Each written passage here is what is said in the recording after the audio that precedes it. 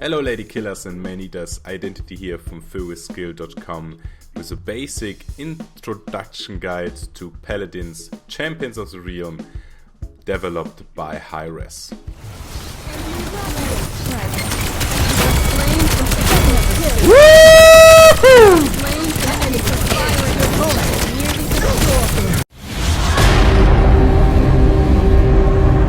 Because winners are sexy.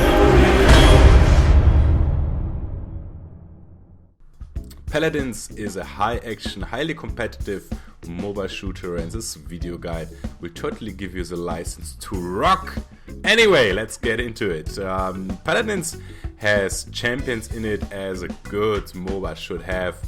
It doesn't have items, but it has loadout cards which you can select in the game to power up certain aspects of your champion and to be, of course, more efficient by doing so.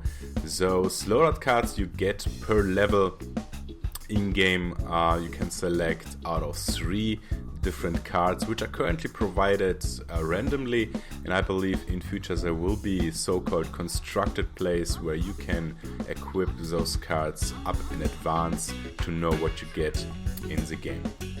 The card overview itself is fairly simple and straightforward. There are 3 different types of cards which you can have. One will modify or apply abilities or effects to your normal auto attacks.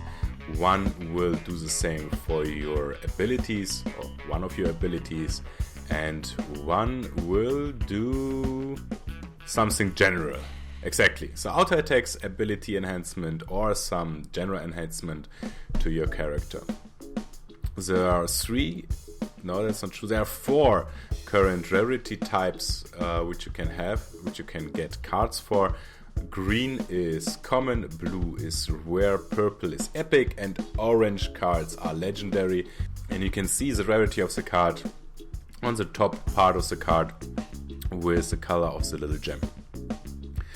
In the middle of the card you have, of course, the text what exactly the card is doing, and above this text you see a little tag which indicates what type of card it is. Again, if it's for a weapon modification, ability modification, or a general enhancement to your champion.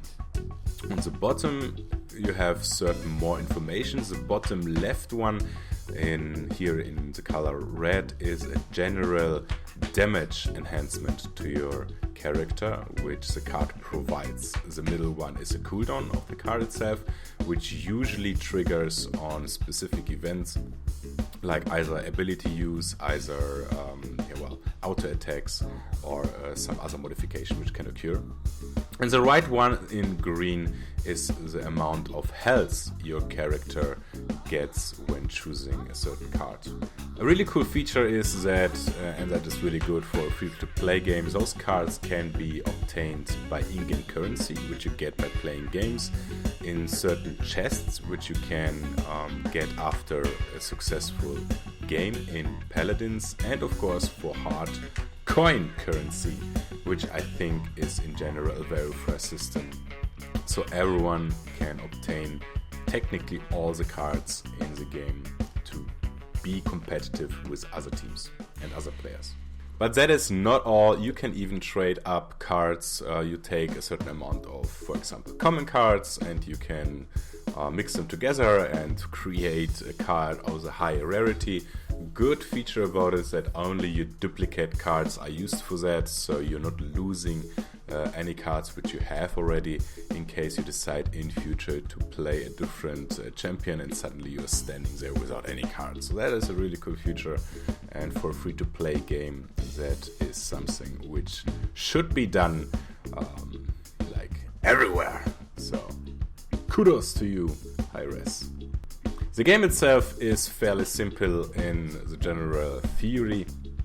You have to capture a point which will spawn a siege, weapon, thing, tank, whatever you want to call it, and this tank will drive towards the enemy castle. You should protect it on the way, and of course when it arrives at the castle it will start shooting at the gates of the enemy castle, and when you break through all gates then you won the game, and of course vice versa.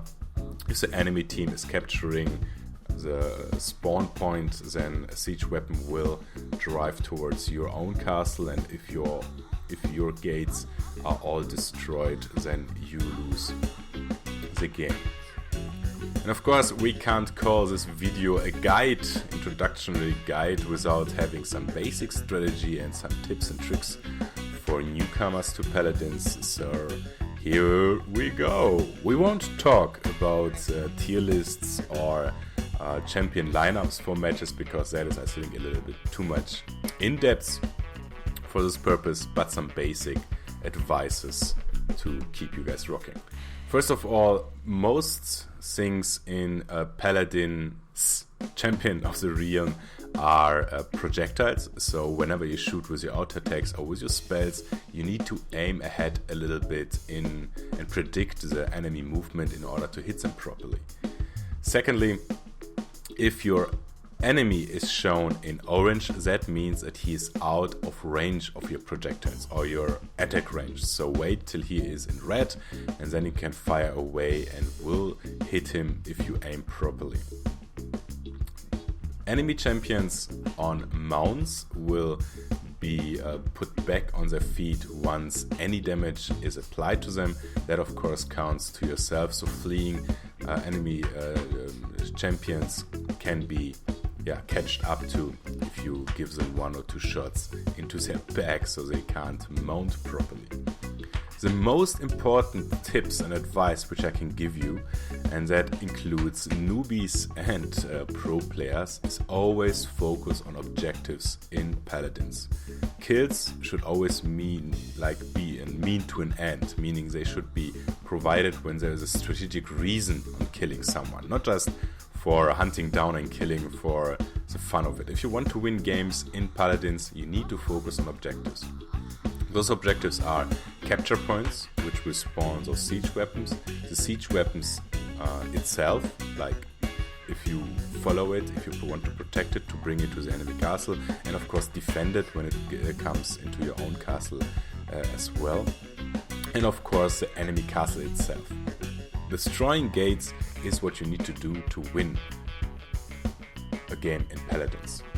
When following your own siege weapon into the enemy castle, have always an eye on the health bar, on the HP of your own siege weapon. The worst thing which you can do in such a situation is to wait till it's destroyed, be deep in the enemy castle and then get killed there. That means that your enemy will have an advantage in rushing to the next capture point and most certainly reaching it before you can, because you're still dead, your death timer is ticking down, then you need to make your way to the capture point, to the right capture point, and in worst case you will arrive there when the next capture point is already taken. So that is one of the worst mistakes you can do in Paladins itself. Before the next capture point, or when the time is ticking down for the next capture point to unlock, I advise to position yourself in the middle of the map, like there's usually 3 capture points. Choose always the middle one and wait till you know where the next capture point is. Of course you can take a risk and just make a gamble, but in most cases just sticking with your team around the middle capture point is the best thing to do, and it will give you the opportunity sometimes to take out lonely wanderer of your enemy team very fast, to have an edge in the upcoming team fight for the next capture points. But again, before this video reaches its end, a reminder to you guys, the best strategy which you can do and the best advice I can give you is focus always on the playstyle around objectives. Focus on that. Always, and whatever you're gonna do, think of how to take the next objective. This is Identity from philwithskill.com. Thanks for watching this video. I hope you like it. Subscribe and like this video for further Paladins content. I'm excited about this game and I hope you guys are as well. See you around and cheers.